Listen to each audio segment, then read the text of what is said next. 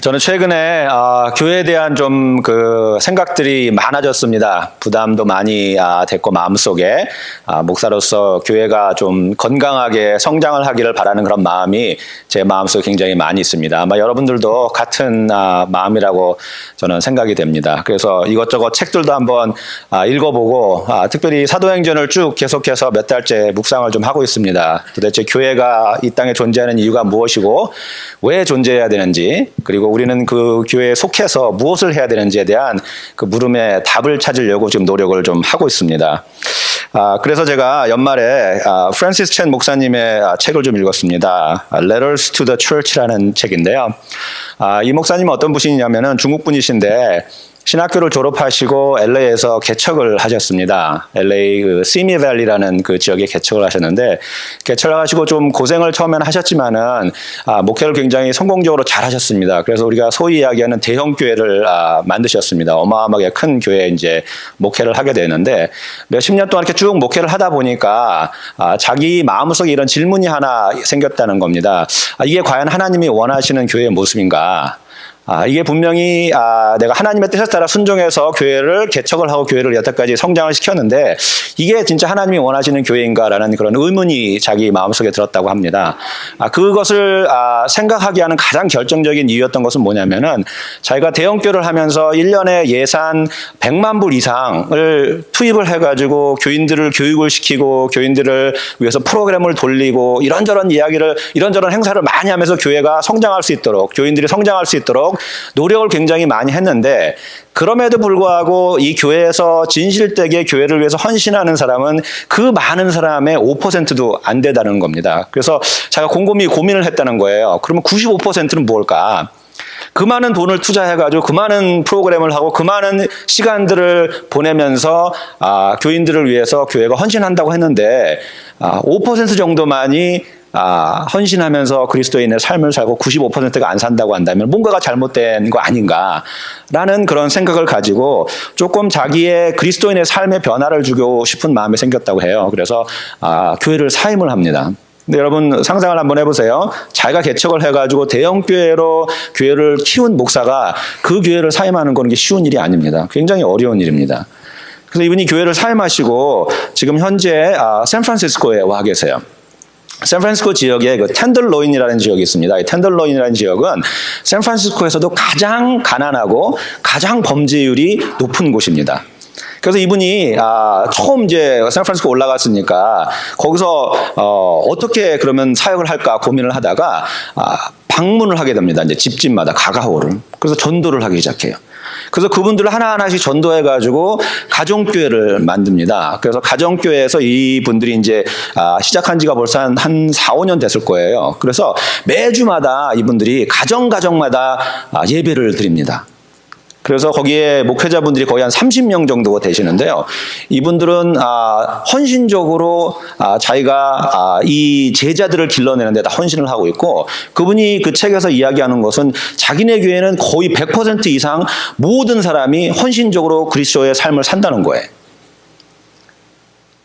물론 그런 교회 형태만 교회의 답이라고 저는 생각하지 않습니다.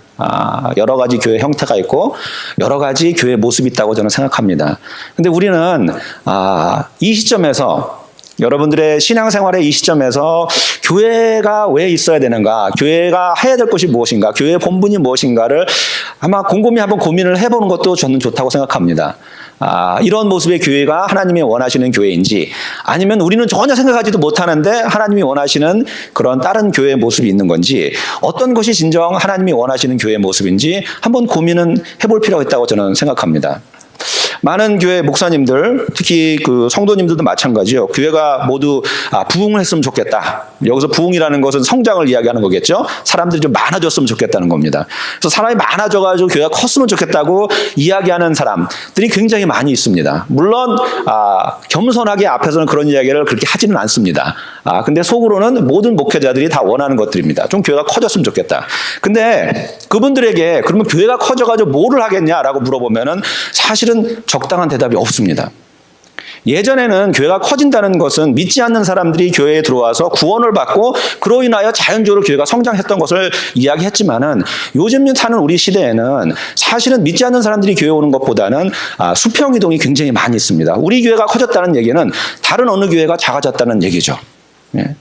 그러면 과연 그것이 교회가 커지는데 또 교회가 커가지고 우리가 다녀야 될 그런 교회의 모습일까라는 것을 우리는 고민을 좀 해봐야 된다는 얘기인 거죠. 그럼 교회가 왜 존재를 해야 되는가?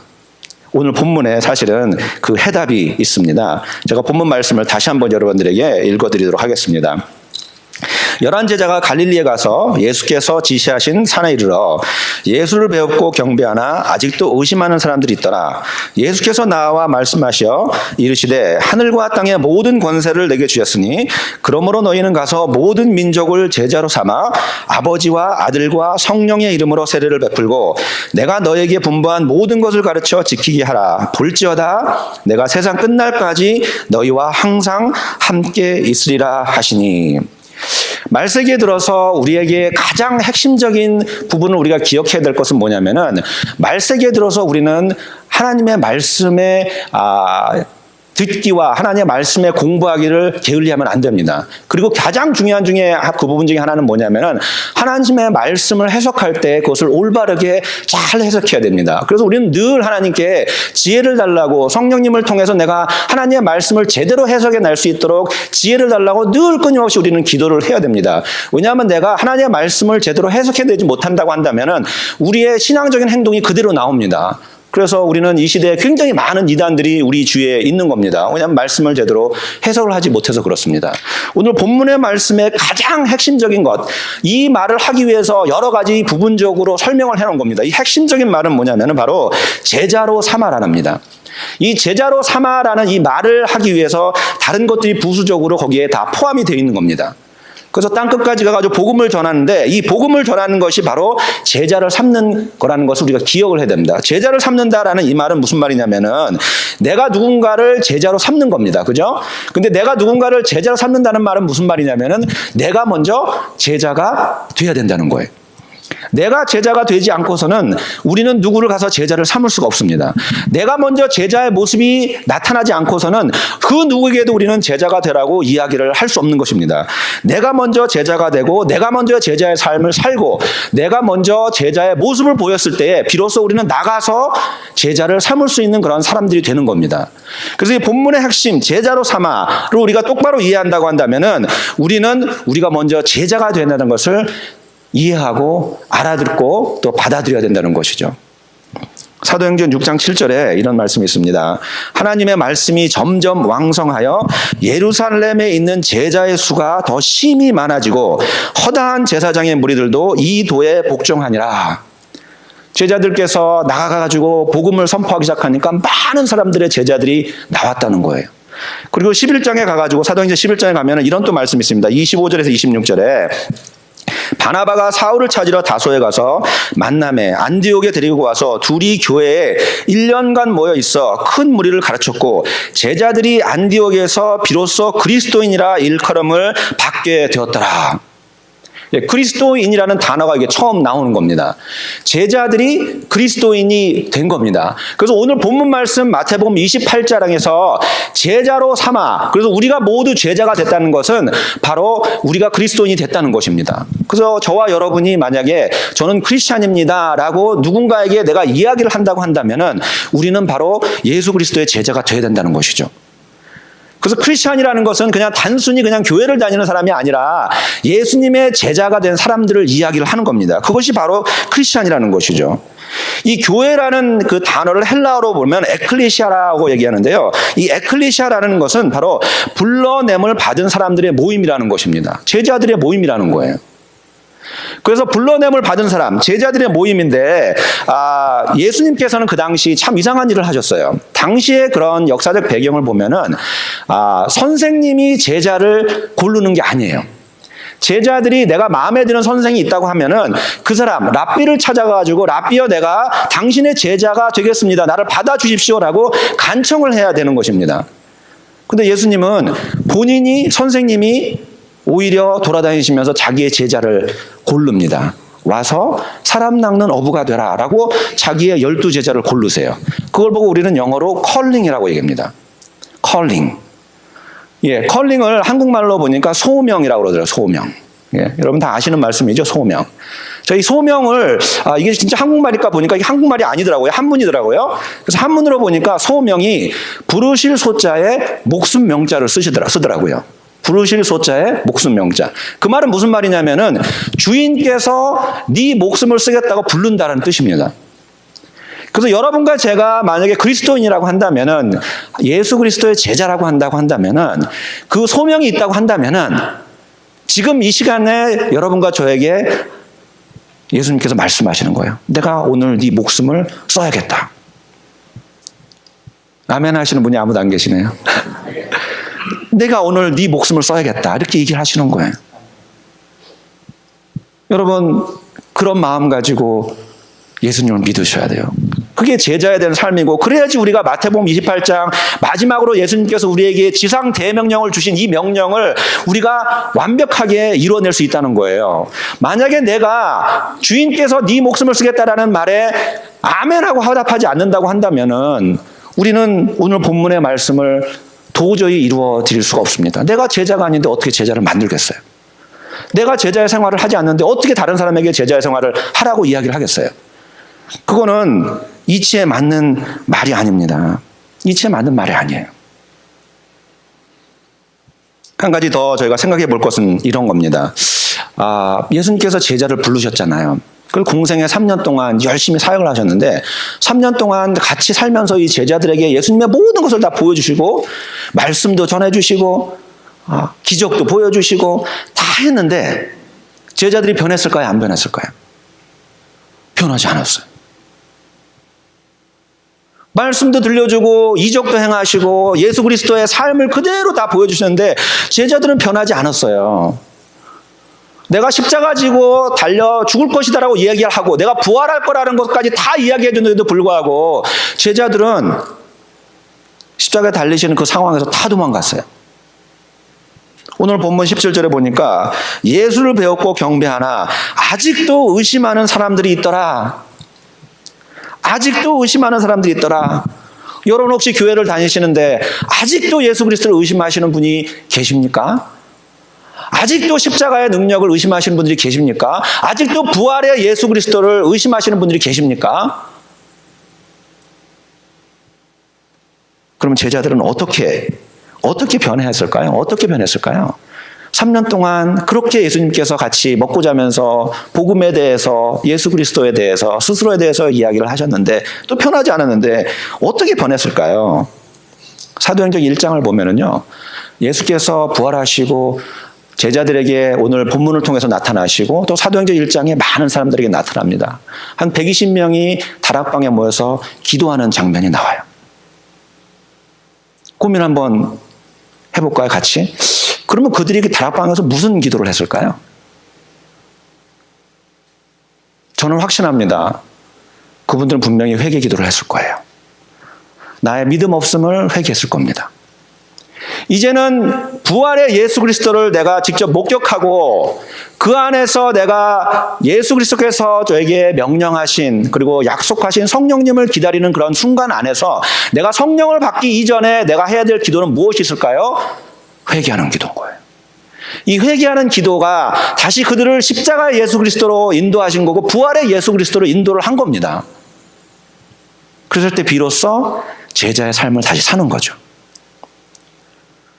그래서 저와 여러분은 우리가 제자입니다. 우리가 그리스도인입니다. 하나님의 소명을 받은 사람입니다. 라고 우리가 이야기를 할 때는 우리 깊은 내면서부터 우러나오는 회개의 눈물의 기도가 있어야 된다는 거예요.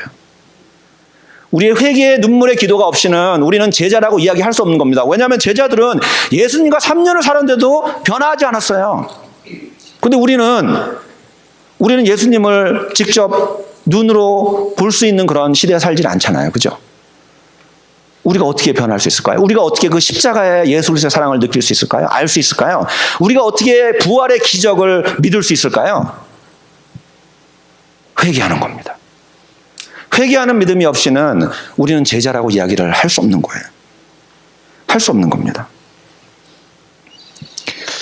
저는 전번 주에 버지니아의 그 연합 대학생 수련회를 갔다 왔습니다. 저는 대학생들 수양의 말씀 전하는 거 굉장히 좋아합니다. 왜냐하면 제가 개인적으로 도전을 굉장히 많이 받아요. 그렇게 뜨겁게 찬양하고 그렇게 뜨겁게 기도하고 그런 모습을 봤을 때 제가 그냥 부끄러워요. 저는 그렇게 뜨겁게 기도하는 이 친구들에 비해서는 별로 없거든요. 근데 거기에 기도하는 중에 어떤 기도를 그 청년들하고 저 같이 했냐면은 친구들의 구원을 위해서 기도를 했어요. 근데 그렇게 울면서 기도할 수가 없어요. 대학생 아이들입니다. 그렇게 울면서 친구를 위해서 기도할 수가 없어요. 그 수련회 3명이 예수님을 영접했습니다. 여러분과 저는 언제 뜨겁게 울면서 죽어가는 영혼을 위해서 기도를 했을까요? 우리가. 제가 다니는 교회에 한 3, 4주 전에 93세 할머니가 세례를 받으셨어요. 막 예배 시간 들어오시는데 막 손을 막 흔들으시면서 들어오시더라고요. 엄청난 거 아닙니까? 구원의 역사가 있다는 그 자체가. 그게 교회가 살아 숨쉬는 모습 아닐까요? 그런 것들이. 하나님이 역사하시는 것을 보는 그런 모습이 아닐까요?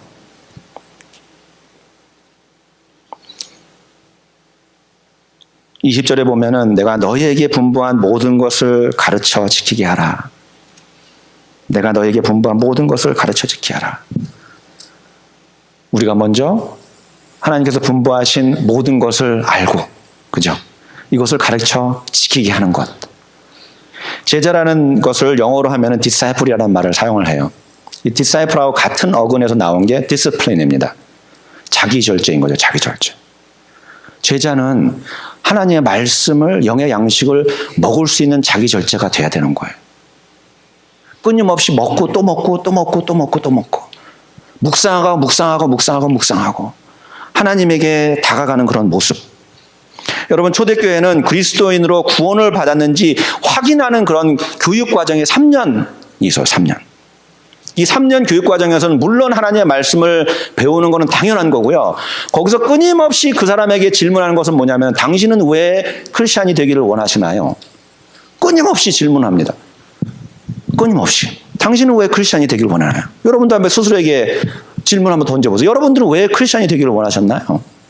여러분들은 왜 이 자리에서 예배를 하기를 원하셨나요?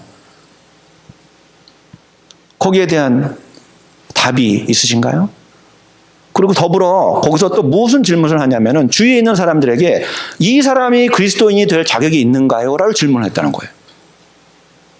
여러분들 주변 사람들이 그런 질문을 던진다고 한다면은 여러분들 주변 사람들은 여러분들에 대해서 어떻게 이야기를 할까요?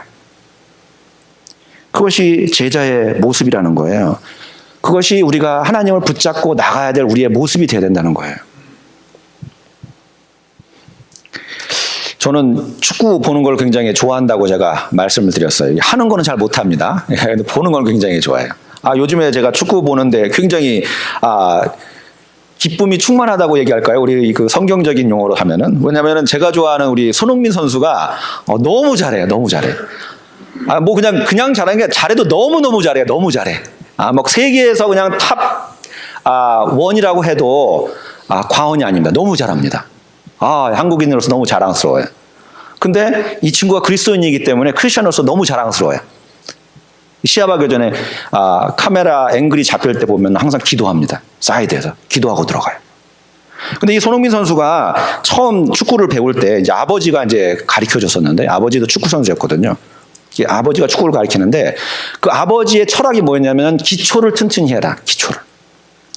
그래서 축구를 하면 보통 이제 경기장에 가서 막 뛰어야 되잖아요. 공 쫓아다니면서 막 뛰어야 되는데, 어릴 때 조그만 아이들 같은 경우 어릴 때 배우면은 그 맛에 축구를 하는 거잖아요. 막 같이 친구들하고 뛰어다니는데, 근데 이 손흥민 선수 아버지는 축구장 근처도 못 가게 했어요. 네가 기초적인 체력이 안 되면은, 그리고 기초적인 축구 기술이 없으면은 넌 축구 하나만 하다. 다른 애들은 다 축구공 갖고 축구장에서 뛰고 있는데 얘는 겉에서 그냥 구경만 하고 있었던 거죠. 뛰지를 못하고. 그래서 그에게 이 세계에서 가장 뛰어난 선수로 발전한 밑거름이 거기 있다고 저는 생각해요.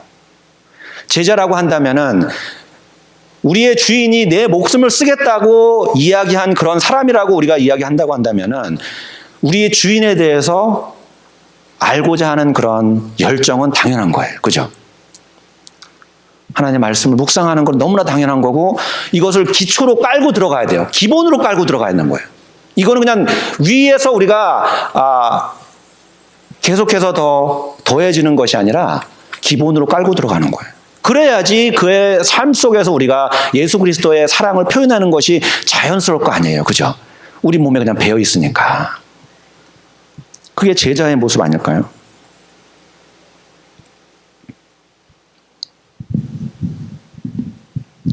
(20세기의) 가장 위대한 신학자라고 한다면 바로 디트리히 본호퍼 목사님이라고 할 거예요.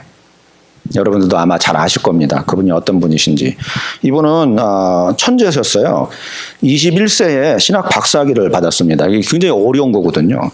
여러분 그 헬라어도 해야 되고 또 히브리어도 해야 되고 이거 박사학위 하는 게 굉장히 어렵습니다. 근데 21살에 이분은 박사학위를 받았어요.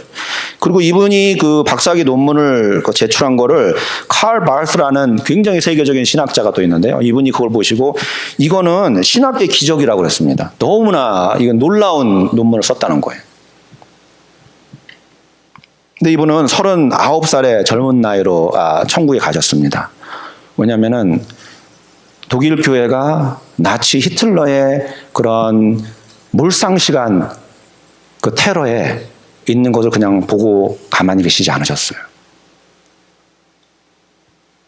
자기 목숨을 바쳐서 교회와 성도들을 지켰다는 거죠. 마치 우리 선조들이 독립운동 하시면서 그들의 신앙을 바쳐서 순교하신 것과 똑같은 거예요. 우리 주인이 우리의 목숨을 원한다고 한다면은 그런 믿음이 우리에게도 있으면 얼마나 좋을까요? 그분이 이런 말씀하셨습니다. 본호퍼 목사님이 우리가 제자의 생활로 들어갈 때에 죽기까지 우리의 생명을 포기함으로써 그리스도의 죽음에 연합하기 위하여 힘을 써야 한다. 이렇게 함으로써 제자의 생활이 시작된다. 십자가는 하나님을 경외하는 행복한 삶을 끝내는 무서운 종말이 아니다. 그리스도와 우리의 영적 교섭을 시작케 하는 것이다. 그리스도에는 날마다 새로운 유혹에 직면하게 되어 마땅히 예수 그리스도를 위하여 고통을 받아야 할 것이다. 고통의 투쟁에서 그가 얻은 상처와 흉터는 그의 주님의 십자가에 참여하는 생생한 흔적이다. 고난을 받으면서 고통을 받으면서 이겨내는 그런 제자의 모습, 이겨내는 그런 신앙의 모습, 그런 것들은 우리가 마땅히 받아야 될 거라는 것이죠. 다시 한번 질문을 여러분들에게 던져보겠습니다. 지금 우리에게는 이렇게 또 하나의 교회가 필요할까요? 이 지역에 제가 알기로도 한 거의 300개 넘는 교회가 있다고 저는 들었습니다. 300개 넘는 한인교회가 있는데 이 지역에 또 다른 하나의 교회가 필요할까요? 여러분 생각은 어떠신가요?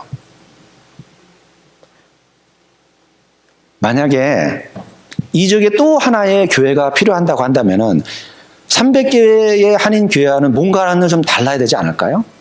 그래야지 우리가 이 교회가 하나님 필요합니다. 우리 그레이스 밸리 교회가 필요합니다라고 우리는 이야기할 수 있지 않을까요?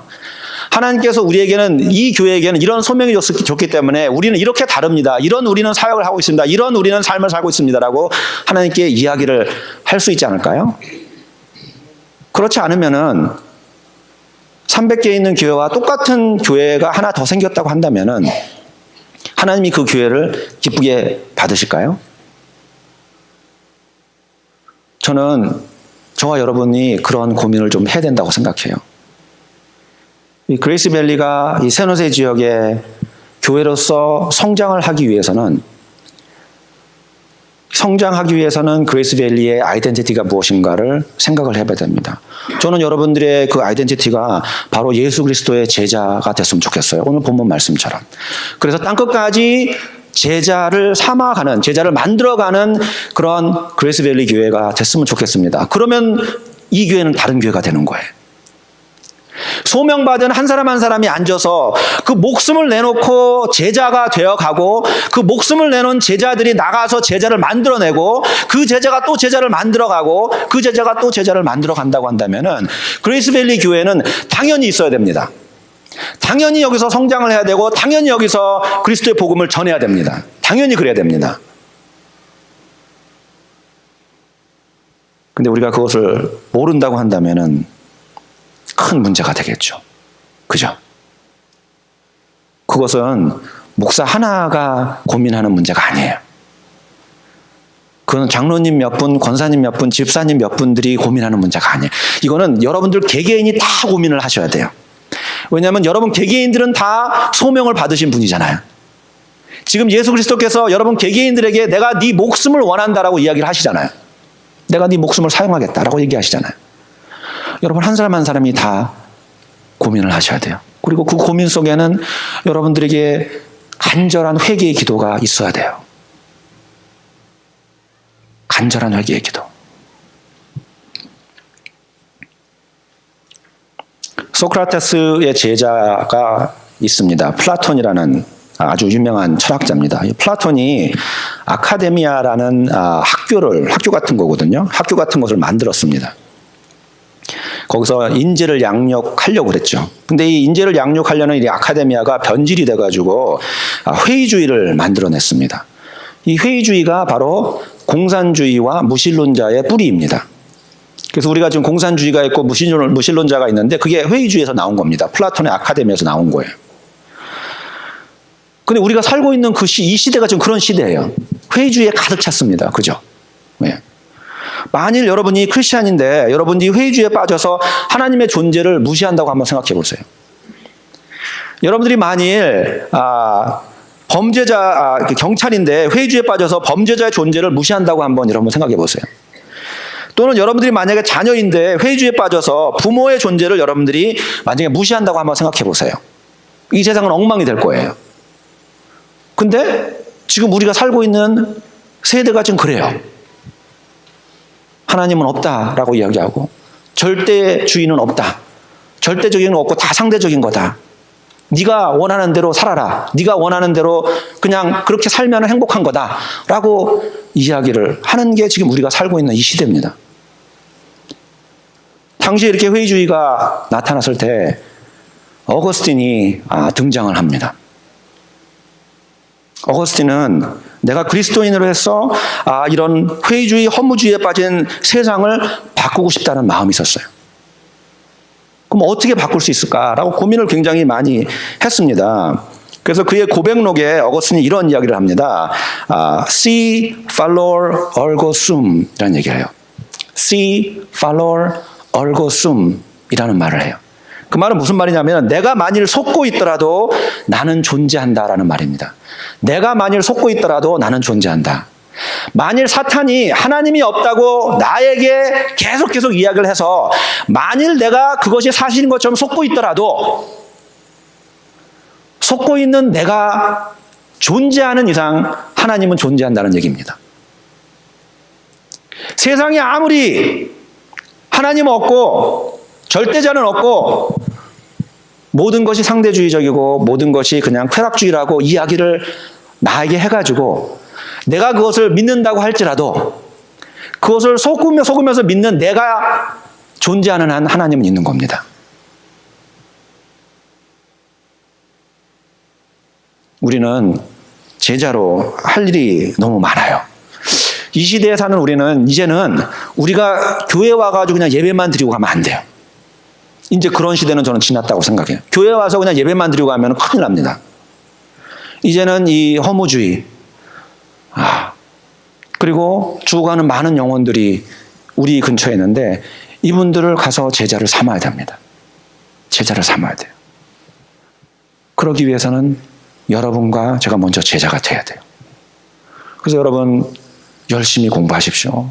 열심히 말씀 읽으십시오. 열심히 제자 되기 위해서 회개하십시오. 열심히 여러분들 열정을 다해서 여러분들 신앙생활 하십시오. 그냥 예배만 드려서는 안 됩니다. 이제는. 그러면 우리 교회 문 닫습니다. 그런 시대에 우리가 살고 있는 거예요. 열정이 우리 안에 있어야 돼요. 절실함이 우리 안에 있어야 돼요. 요즘 유행하는 말 중에 하나, 영혼 없는 대답이라는 말이 있어요. 영혼 없는 대답. 그죠? 여러분 들어보셨죠? 그냥 아무 생각 없이 얘기하는 거예요. 여러분 그런 식으로 신앙생활 하시면 안 돼요. 영혼 가득하게 나는 제자입니다. 주인께서 내 목숨을 청하셨으니 당연히 제 목숨을 드리겠습니다. 라는 마음 가지고 여러분들 신앙생활 하십시오. 그래서 여러분들 이 죽어가는, 말로만 죽어간다고 하지 마시고, 말로만 썩어간다고 얘기하지 마시고, 이 죽어가고 썩어가는 이 세상에 여러분과 제가 참으로 빛과 소금의 역할을 다했으면 좋겠습니다. 그랬을 때에 나중에 천국 가서 하나님께서, 그래, 너희가 그레이스밸리 교회에서 섬겼구나. 너희가 나의 제자가 되었구나. 그래서 많은 제자를 만들었구나. 착하고 충성된 종아. 이렇게 여러분들에게 이야기를 하실 거예요. 그런 마음 가지시고 여러분 신앙생활 하십시오. 그런 절실한 마음 가지고 신앙생활 하십시오. 말씀을 마치도록 하겠습니다. 제가 멕시코에 예전에 선교 여행을 간 적이 있습니다. 거기에 그 신학교를 하시는 선교사님이 계세요. 신학교 건물을 굉장히 이쁘게 잘 지어 놓으셨어요. 단기 선교팀들이 매년 가가지고 신학교 건물을 지은 거예요. 그래서 땅터에다가 이제 신학교 건물을 이렇게 지셨는데, 멕시코에 있는 그 분들이 이제 학생으로 이제 들어옵니다. 학생을 모집하면 학생들이 굉장히 많이 온대요. 왜냐면은, 기숙사에서 굉장히 편안한 생활을 할 수 있고요. 밥도 다 제때제때 나오고, 그냥 공부만 하면 되는 거예요. 돈을 특별히 학비를 내면서 공부를 하는 것이 아니니까. 근데 그렇게 하다 보니까 어떤 문제가 생기냐면은, 신학교를 졸업을 해도 제대로 교회를 다니는 사람이 없고요. 신학교를 졸업을 해도 제대로 누가 가가지고 목회를 하거나 그런 사람이 안 나온 거예요. 그때 제가 갔을 때만 해도 과연 10년이 조금 넘게 이분이 사역을 하고 계셨어요. 근데 저는 그분이 이 한마디에 충격을 받았습니다. 그분이 저한테 뭐라 그러냐면은, 한 놈만 나와봐라. 한 놈만 나와봐라. 제가 평생 거기서 사역을 해도 한 놈만 나오면 된다는 거예요. 한 놈만. 여러분 현실적으로 얼마나 힘들겠어요. 그죠? 그 많은 시간과 자본을 투자해가지고 그렇게 가리키는데 다 그냥 아무렇지도 않은 듯 뿔뿔이 흩어질 때 얼마나 선교사님 마음이 허무하고 얼마나 힘들겠어요. 한 놈만 나와봐라. 열정이 그 안에 있는 거죠. 그죠? 제자로서의 열정. 제자를 삼으려고 하는 열정. 여러분 마음속에 그런 열정이 있기를 저는 간절히 기도합니다. 그런 마음 가지고 열심히 신앙생활 하십시오. 열심히 신앙생활 하면서 성숙한 모습들이 여러분 한 사람 한 사람에게 다 나오기를 주 예수 그리스도 이름으로 축원드립니다.